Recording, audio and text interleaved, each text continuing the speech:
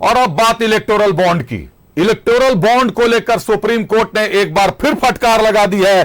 Supreme court का स्पष्ट आदेश है एसबीआई चेयरमैन को कि 21 मार्च के शाम 5 बजे तक का समय निर्धारित है। 21 मार्च के शाम 5 बजे तक सारा कुछ, सारी लिस्ट फाइनल करें, सब कुछ सार्वजनिक करें, हर जानकारी सार्वजनिक करें। यहां आपको एक बात बता दें कि सोशल मीडिया में दरअसल डाटा की बाढ़ आ चुकी है।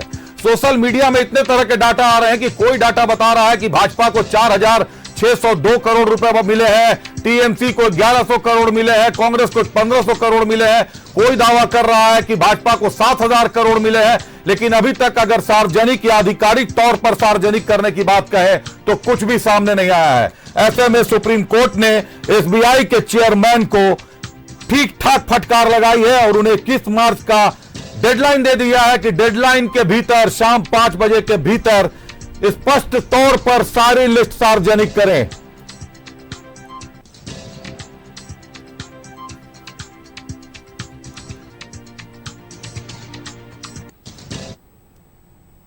तीन दिन का समय बचा है एसबीआई चेयरमैन के पास और एसबीआई के पास लिस्ट सार्वजनिक करनी होगी। फिर से बताओ, सोशल मीडिया में लिस्ट की बाढ़ आई हुई है। हर व्यक्ति, अगर आप अभी चेक करेंगे तो ट्विटर पर, एक्स पर, फेसबुक पर, इंस्टा पर अलग अलग लिस्ट आपको मिलेंगे। ये निर्धारित कर पाना मुश्किल है कि आखिर भाजपा को कितना मिला, कांग्रेस को कितना मिला। आंकड़े 7,000 करोड़ की दानदारी तक जा रहे हैं। चलिए रुक करते सीधे हमारे सहयोगी अमर हमारे साथ जुड़े हुए हैं। अमर, सुप्रीम कोर्ट ने आज फटकार लगा दी है एसबीआई चेयरमैन को 3 दिनों के भीतर भीतर ये 5 बजे शाम तक जमा कर देना, सारी लिस्ट सार्वजनिक कर देनी है। ऐसे में एसबीआई कितनी तैयार है? एसबीआई तो जून तक का समय मांग रही थी। लगता है लोकसभा चुनाव को टालने के बाद, लोकसभा चुनाव को समाप्त करने के बाद ही लिस्ट दी जाती। जो सुप्रीम कोर्ट है, सुप्रीम कोर्ट ने साफ तौर से कह दिया है कि आपको किसी कीमत पर 3 दिन के अंदर जो है आपको सारे लिस्ट, सारे उस लोगों का जो इलेक्ट्रॉनिक बॉन्ड खरीदा है, जिन पार्टियों को दिया गया, उनको सभी लोगों को लिस्ट आपको डालना पड़ेगा। क्योंकि इससे पहले की अगर बात करें तो सुप्रीम कोर्ट से उन्होंने आश्वासन दिया था कि मुझे कुछ दिन का समय दिया जाए और उसके बाद जो है मैं सारा लिस्ट जमा करूंगा। लेकिन सुप्रीम कोर्ट ने कह दिया है कि आपको 3 दिन के अंदर जमा करना है। पहली बात। दूसरी बात, जो लिस्ट उनको इससे पहले उन्होंने जमा किया था, उस लिस्ट में जो साफ कई जगह से कई नामों को हटाया गया है। और लगातार जो है विपक्ष इस मुद्दे को उठा रही है कि भाजपा को जिस तरह से तसल्ली और जिस तरह से उनको बॉन्ड खरीदने की बात कही गई और पैसे देने की बात कही गई, उसके आधार पर उन्हें क्या दिया गया, इस बात की भी जानकारी होनी चाहिए। तो सुप्रीम कोर्ट साफ तौर से पूरी सख्त है और उन्होंने कहा है कि आपको 3 दिन के अंदर जमा करनी है, नहीं तो यह माना जाएगा कि यह सुप्रीम कोर्ट का अवहेलना है। तो अमर, कोर्ट की अवहेलना की बात बिल्कुल सही है। सुप्रीम कोर्ट के आदेश के बाद सुप्रीम कोर्ट में एसबीआई ने जो आंकड़े दिए, जो डाटा जमा किए, वो इनकम्प्लीट थे और इस बीच सोशल मीडिया में बाढ़ आ गई है। अमर, ऐसा कोई सोशल मीडिया नहीं है जिस पर अलग अलग आंकड़े दिखाई नहीं दे रहे कि देनदारी और दानदारी में कौन कौन आगे है। ज्यादातर ऐसे लोगों के नाम है जिनके यहां पहले ईडी और इनकम टैक्स पहुंच चुकी है।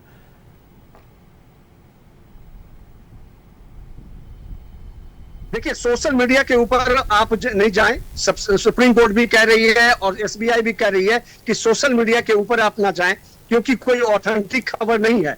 लेकिन जो सबसे बड़ी बात है कि जो वेबसाइट दिए गए हैं, सुप्रीम कोर्ट ने कहा है कि जो वेबसाइट है चुनाव आयोग का, उस वेबसाइट के ऊपर आप लोड करें और इस बात की जानकारी दें तमाम जगहों को, तमाम लोगों को, ताकि उस बात को सच जो है सामने आ जाए। और अगर गलतफहमी किसी को भी है तो आप चुनाव आयोग के वेबसाइट पे जाएं, किस पार्टी ने कितने बॉन्ड खरीदे हैं, किस पार्टी ने कितने लोगों को दिए हैं, उसके आधार पे क्या दिया गया, तमाम जानकारी सुप्रीम कोर्ट ने कहा है कि आपको देने पड़ेंगे। और चुनाव आयोग को भी ये कहा है कि चुनाव आयोग भी इसकी सत्यता को पुष्टि करे और बताए कि आखिर ये जो मामला है वो किस तरह का है और कब से कब तक जानकारी चाहिए। और उसके बाद 17 तक की जानकारी वो मांगने को कहा गया है कि 17 के बाद जितने भी बॉन्ड्स खरीदे गए हैं उन तमाम लोगों की जानकारी चाहिए और ये बताइए कि जो क्रैप किया गया है, जो जानकारी छुपाए गए हैं, उस किस आधार पर छुपाए गए हैं और आखिर इसके पीछे का क्या राज है। तो सुप्रीम कोर्ट ने साफ कह दिया है कि चुनाव से पहले यानी परसों तक आपको चुनाव आयोग के सामने सारे बात को रखने होंगे। उसके बाद अगर आप नहीं करते हैं तो आपके ऊपर कार्रवाई, यानी कोर्ट का अवमानना का मामला जो है आपके ऊपर बिल्कुल कोर्ट की अवमानना का मामला दर्ज होगा। और यहां एक बात जरूर है कि राजनीतिक दलों को मिलने वाला चंदा अब रिकॉर्ड में आ जाएगा। आपको, हमको, मीडिया को, लोगों को, जनता को, सबको पता चल पाएगा कि आखिर राजनीतिक दलों को चंदा मिलता कहां से है, चुनावी खर्च आता कहां से है।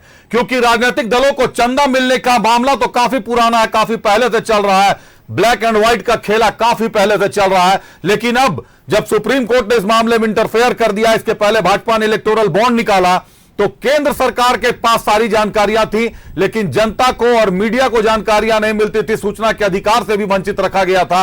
यही एक कारण रहा कि कोर्ट ने इसमें हस्तक्षेप किया और कहा कि यह सूचना के अधिकार का हनन है, सूचना के अधिकार का हनन माना जा सकता है और आप जनता से ऐसी कोई सूचना छुपा नहीं सकते, जिसके बाद ये आदेश जारी हुए हैं। निश्चित तौर पर अब किसको क्या मिलता है, किसका चुनावी खर्च कितना किसके पॉकेट में है, यह साफ पता चल जाएगा। देनदारों के नाम तो सामने आएंगे ही कि दाताओं ने आखिर इतना दान कहां से दिया। हालांकि इलेक्टोरल बॉन्ड की बात करें तो अभी इलेक्टोरल ट्रस्ट की बात होनी भी बाकी है और सीधे चंदे की बात भी अभी बाकी है, उस पर भी बात आएगी। लेकिन इतना तय है कि इलेक्टोरल बॉन्ड में जितने भी पैसे दान दिए गए हैं वो सारे पैसे व्हाइट के पैसे हैं, बैलेंस शीट में दिखाई देने वाले पैसे हैं। अब यह जरूर है कि ये ओपन सार्वजनिक जब हो जाएगा, उसके बाद जिस दल को मिला है और जिस दल को नहीं मिला है, नहीं मिलने वाले दल का प्रभाव कितना उन लोगों पर पड़ेगा, अभी यह भी सार्वजनिक होना बाकी है। चलिए, बहुत धन्यवाद हमारा आपका हमारे साथ जुड़ने के लिए, तमाम जानकारियों के लिए। तो इलेक्टोरल बॉन्ड पर सुप्रीम कोर्ट ने फटकार लगा दी एसबीआई को। 21 मार्च तक का समय है। 21 मार्च शाम 5 बजे तक सारी चीजें, सारा लिस्ट सार्वजनिक किया जाना है।